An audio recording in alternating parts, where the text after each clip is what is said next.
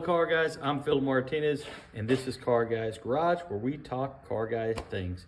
Today in particular, we're going to be talking about how to rebuild a hydraulic cylinder for a rotary lift. I wanted to do this video though specifically because I had a lot of videos that I watched, and guess what? The cylinders were not the cylinders that I had, and maybe you're going to have this problem too. So I just want to go, before we get into rebuilding the actual ram, what I want to do is show you how I found the right rams and some of the things that I ran into and what the right part number is. So let's get to it. First thing I want to show you guys, okay, here's my lift. Okay, it's a 9,000 pound rotary 2-post asymmetrical lift, which means that these are twisted so you can open the doors. Great. So I came over here like most people would do, and here's my part number, SPOA9N300. What that basically is, SPOA is the 9. I don't know exactly what that was. The 300 is the 300 series. You can see here, capacity lift, 9,000 pounds. And what's interesting about that is, if we come over here, for some reason, they use a different hydraulic ram than this one. So the information that I got, and I want you to look at this here. See these collars right here? That's right. If you have these rams right here, okay, they were not just put into the SPOA 9 series, 300 series. They were also put in the 10 series, in some 7s, so on and so forth. The information that I basically got was, so in 2001, they came out with these rams. They're a little bit different. The other rams, what they have is a collar on it that you hold it and you turn that collar and this little pin comes out. You take that out, everything comes off. This was not that case.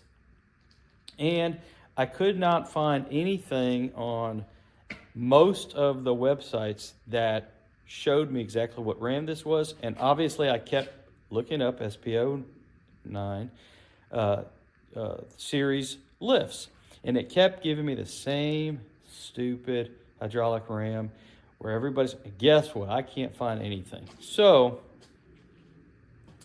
I actually had a good experience after I called Rotary. Rotary gave me a number for a service repair in the district that I'm in, which is Central East, okay, Alabama.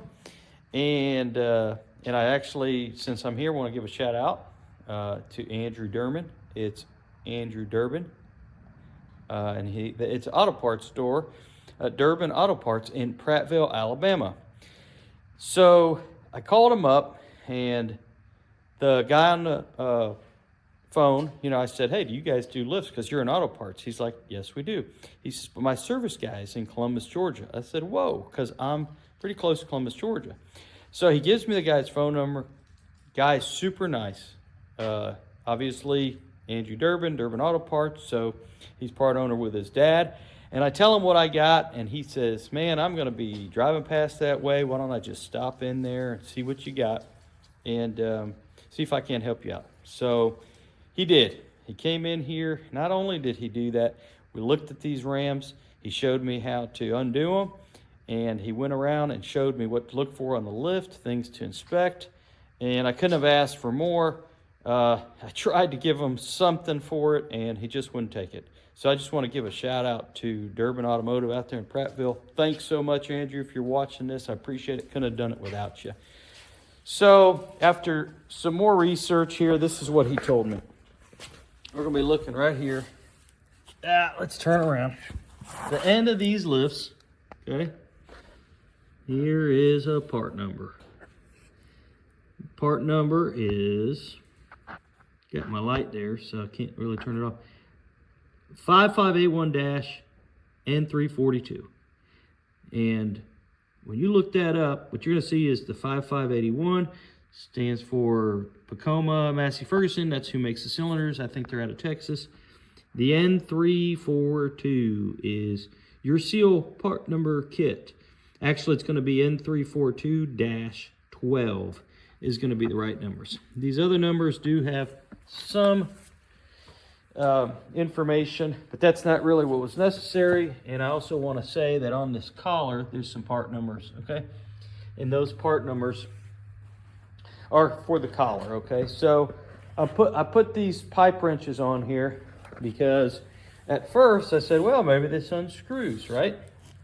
And I was right, except I could not get them unscrewed because they had never been undone before. And so basically what Andrew said to me was, yeah, if they've never been undone, they've got Loctite here on the threads, and you need to put this pipe wrench down here on the ground, preferably not on this ram, but I have it sitting there, and take this and stomp on it.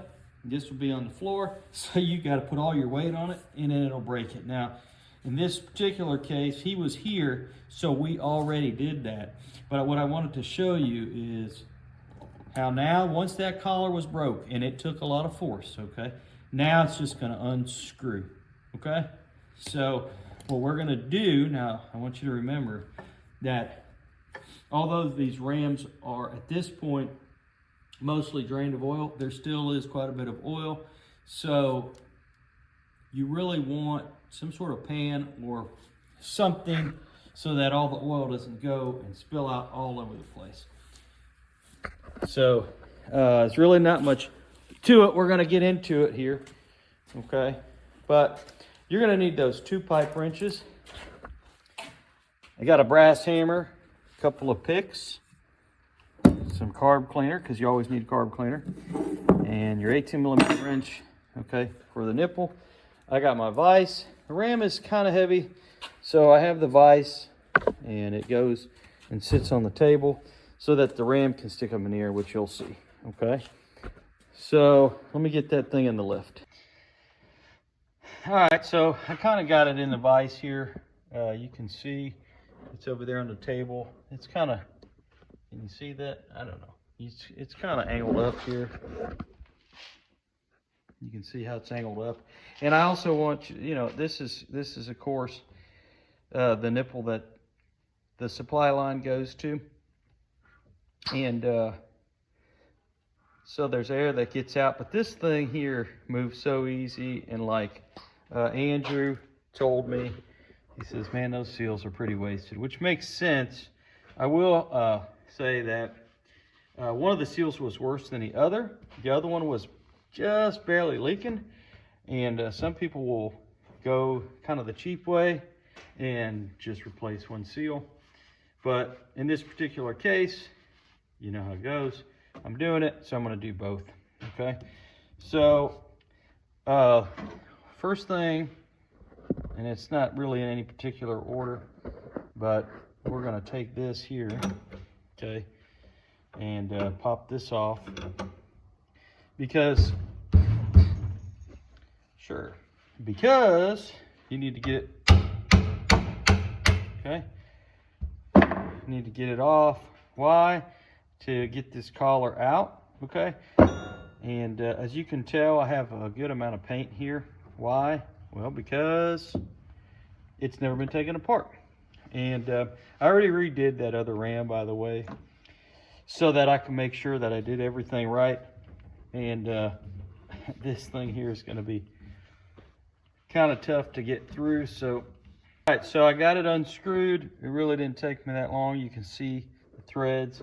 It unscrewed, and I kind of wanted to show you, because when I was here with Andrew, and you can see I got my pan here because it's just leaking out of this thing, and I just don't want it tripping and everything, making a huge mess. So but I wanted to see, because when we were taking this off, you know, he was like, hey, you know, I'm worried about this. I'm being super careful, and he does this all the time. So he's like, hey, you just gotta get here and hammer it off. Be careful not to hit this, okay? Some of you guys out there that are super like, oh, you got to do this and you got to do that, be careful and everything. I guess we can do this, okay? If it makes you feel any better, not a bad idea. And this will probably come out a little bit. And you basically just got to get this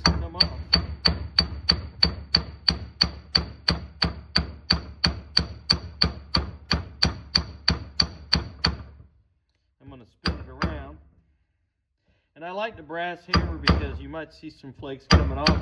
This is going to give where your collar is. Plus it's pretty heavy for its size.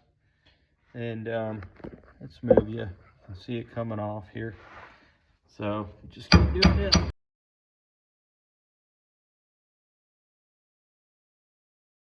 There you go. So that's off. And here's your collar. Okay, and inside there we have two seals. Actually pretty simple. You got an O-ring here and two seals.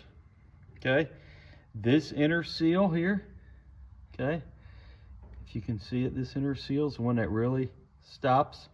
But they're both important, obviously. So you got an O-ring, a seal, and then you have a little O-ring on here, and then a guide on the back side, which we'll show you here in just a second. So honestly, this was a little bit better shape than the other one. And what I'm going to do is, yeah, as I move it, it's going to leak. And I think we're going to do this a little different. All right, so Andrew was here before, so he helped me. So what I'm going to do is just pull this out from this. But I'm going to have a towel here, okay, so that I can kind of make sure all that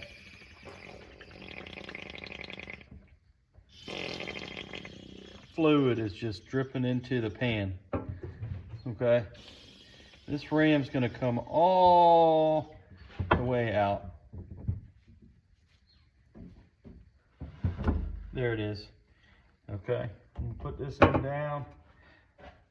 All right, there's still going to be a little bit of fluid in here. This right here is your guide, and like he says, it doesn't seal, has nothing to do with it. On the other one, he actually said it was in pretty good shape. I changed it anyways because I had a new one, but he really wasn't concerned about it. And that's just so that when it's in the cylinder, it doesn't slide back and forth, right? So you can probably see, let's see over here, it's leaking out. There's a whole bunch of fluid that's left in here. And on the other one, I cleaned it real good and blew it out because I had been sitting here waiting on seals. But this one, since I just opened it, you know, I don't know, I may or may not clean it. But so in this ram, it should have some fluid in it. Let's see. Yep, there you go. Bunch of fluid in that thing. It's a little dirty. But I'm just wanting to do this because, you know, this just gets so messy. Pulling that lift apart and pulling these rams off and draining them down already makes it messy. This is a messy job. I haven't seen one guy do it clean. I did it as best I could, but you better have some kitty litter. That'll help you out a little bit. All right. So I think that's pretty good. Just to set this aside. Really, the work isn't done here. Really, all the work is done in the collar. All right, here we are, and I think I've got everything situated how I want to. I got a chair so you can see my beautiful face. But what I want to show you, here's this little packet of kit of seals. Okay, there's a huge company, I think it's SLV lift parts. That's and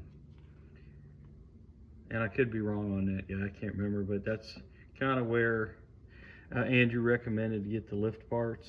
If you go on there and you put the part number, the N342-12, you'll see there's some other rams that are similar in everything. They take the seal kit. That's what worked for mine. So just make sure you look at the back of the ram for that part number. This is where I ended up getting my parts from here. Car lift, is that backwards in there? I don't know.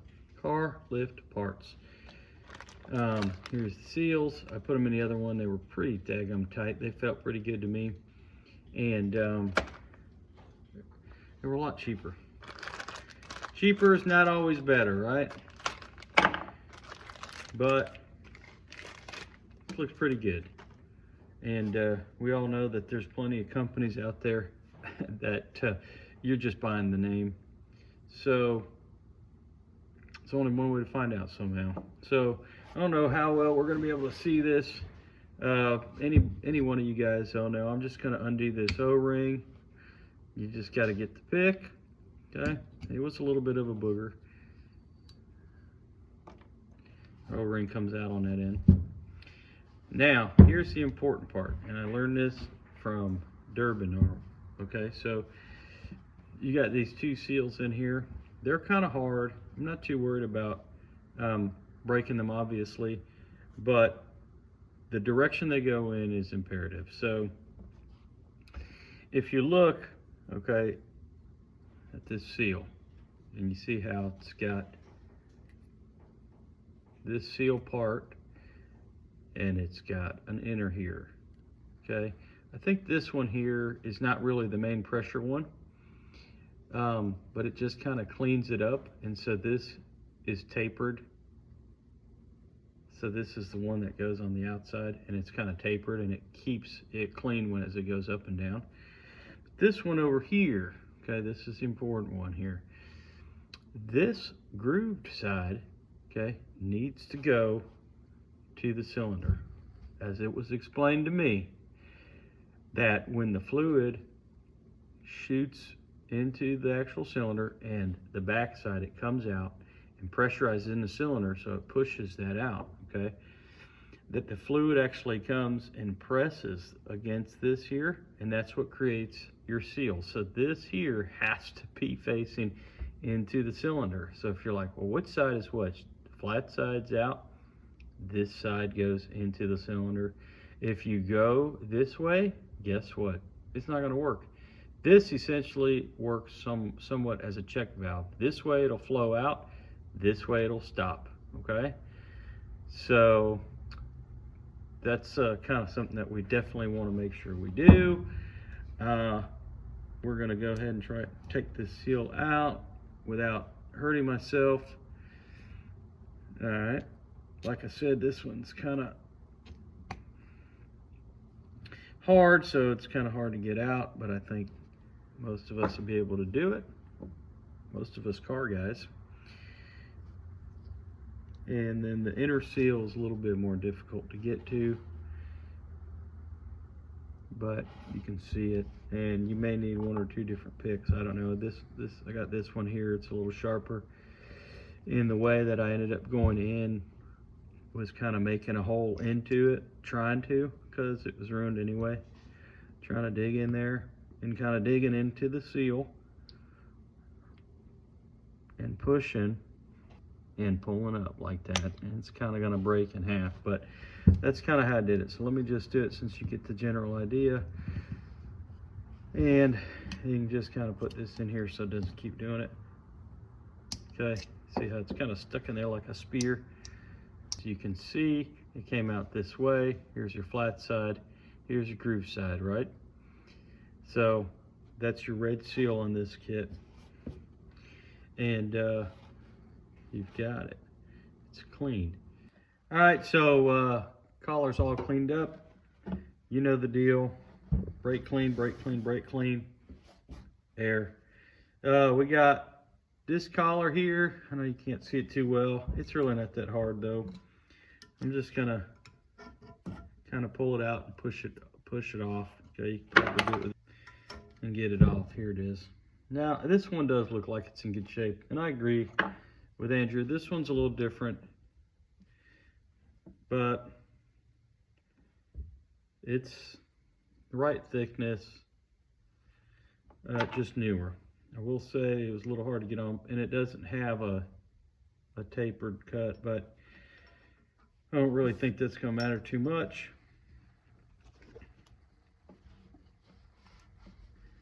Let's clean this up.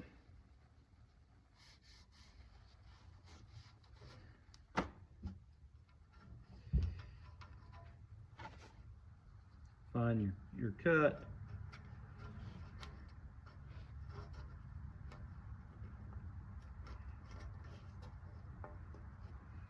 Push it on. There you go. Okay. That's pretty self-explanatory. Let's get this out of the way. All right. Now these seals were a little bit tougher to get in, okay? And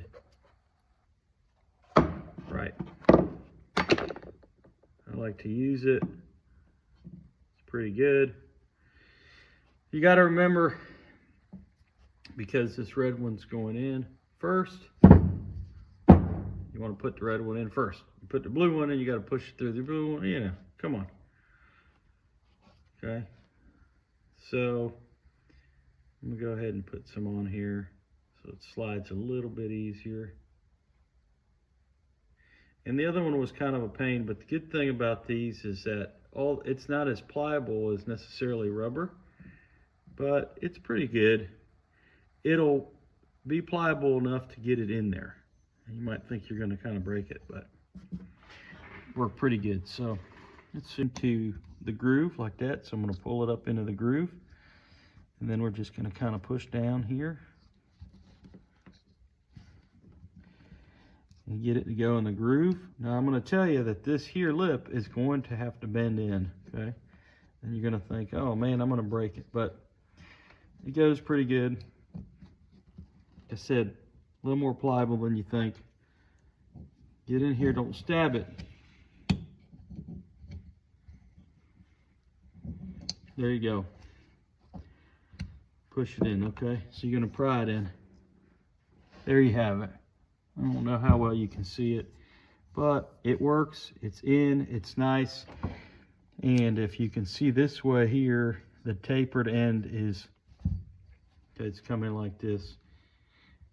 So it sticks out of the hole. So the pressure, okay, like I already said, I went over that. Okay. Next, this one's a little easier because it's in the top ring, and it actually feels like a little more pliable. All right. And this one here, again, in a ring towards the cylinder. This here out.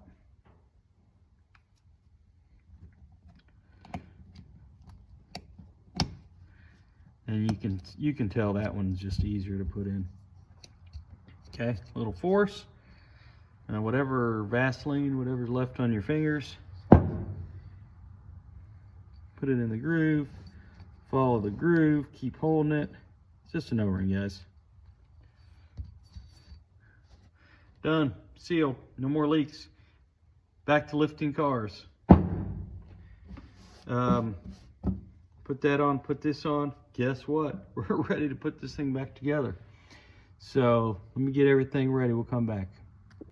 All right, guys. So all I did is take this ram. I had the back on a box so the fluid can come out, but I just took the box and let it come down or whatever, so that when the ram goes in, I got gravity on my side. I do remember from the last time that guide getting in was kind of a pain, and I was trying to be real careful, and I felt like I could have put some more Vaseline on there. This ram, because I just took it apart, I didn't pour everything out and clean it. So I'm going to put a liberal amount on this guide, where on the other one I didn't. And I know it's not in the video, just use your imagination. Okay, put that on the guide because I got to get that to go in. Okay, and the other thing that I want you to kind of know is that as I go down the ram that goes inside, I'm going to clean that really good, okay? Because you definitely don't want any dirt in there. Imagine dirt and all that pressure on these seals and everything. You can imagine what that's going to do. So I'm just going to spray it down and slide it in.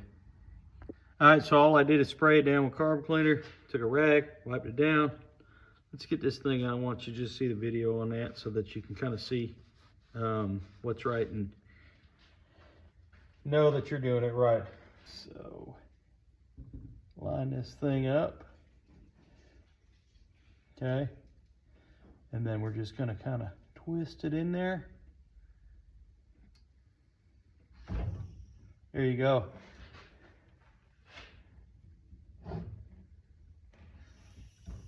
Should slide pretty good. What you're hearing is all that air, and don't do my mistake here. Tighten your vise just a little bit, okay?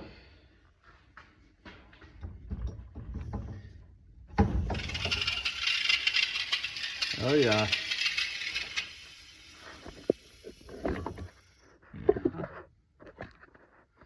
It's just all the air coming out of that, okay? Perfect. Looks pretty good. Actually, a lot better than the other one. The other one, like I said, I should have probably, it was probably a little dry. So, what can I say? We're gonna clean these threads.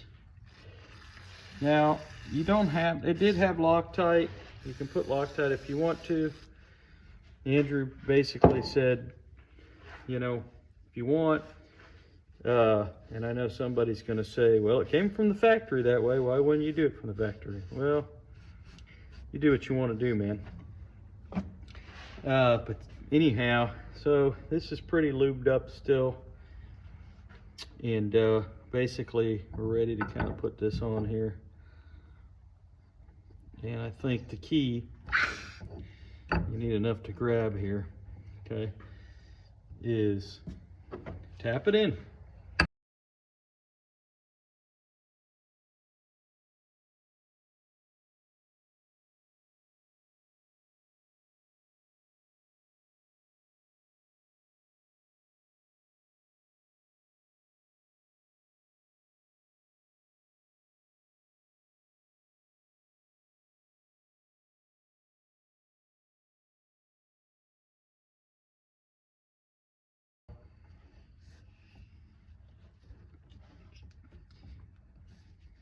Kind of what I want to do.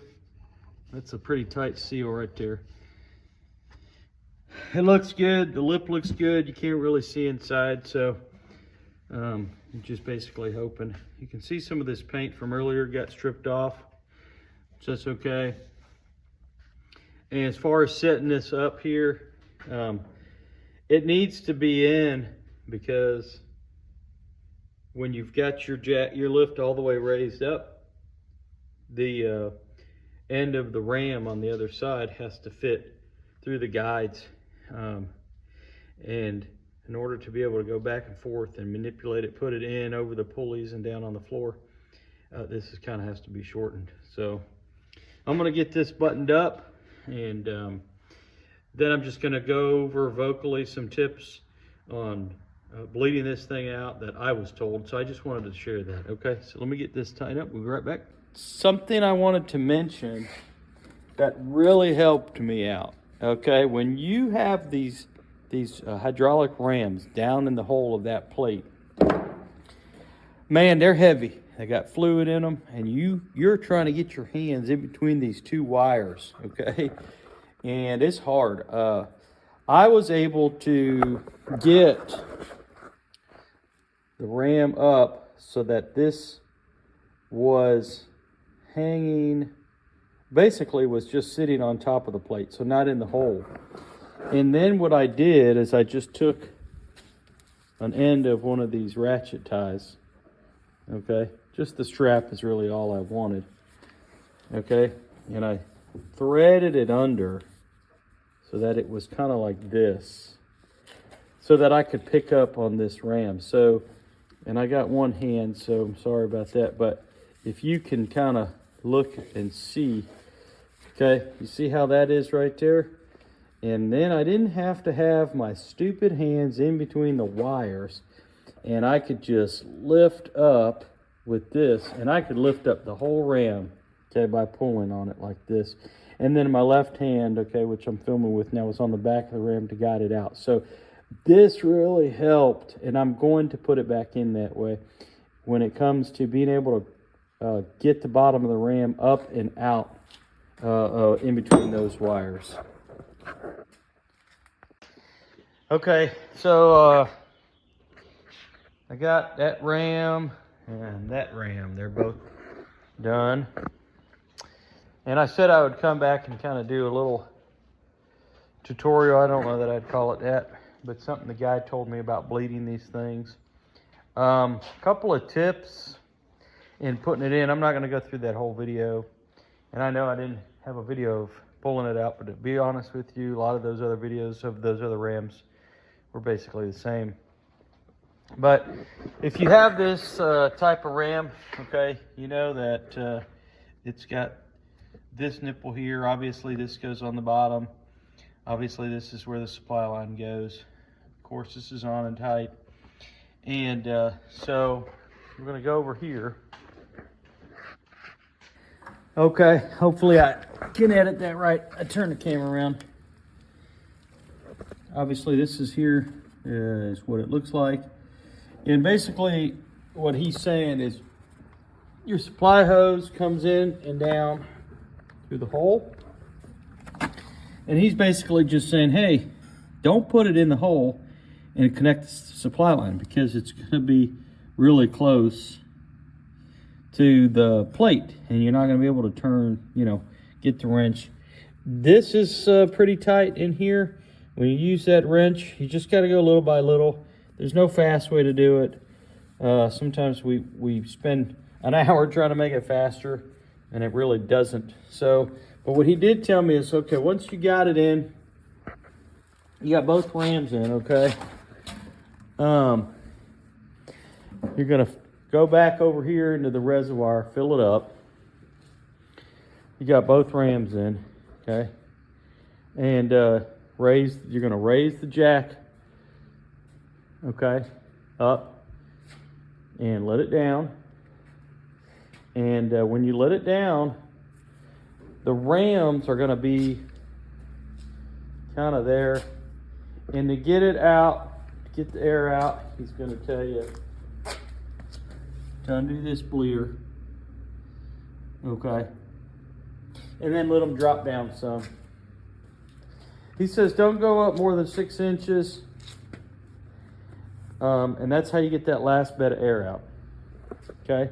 He said you're basically going to go up and down, and then 6 inches, then bleed it, it'll come down to get that air out, tighten up the bleeder, and that's it. He says twice is good. And if it starts jerking, like these lifts start going, jerking like this down. He says the seals are just really tight. Give it a few times, and it should loosen up. Hey everybody, I just wanted to finish up that video about the rams.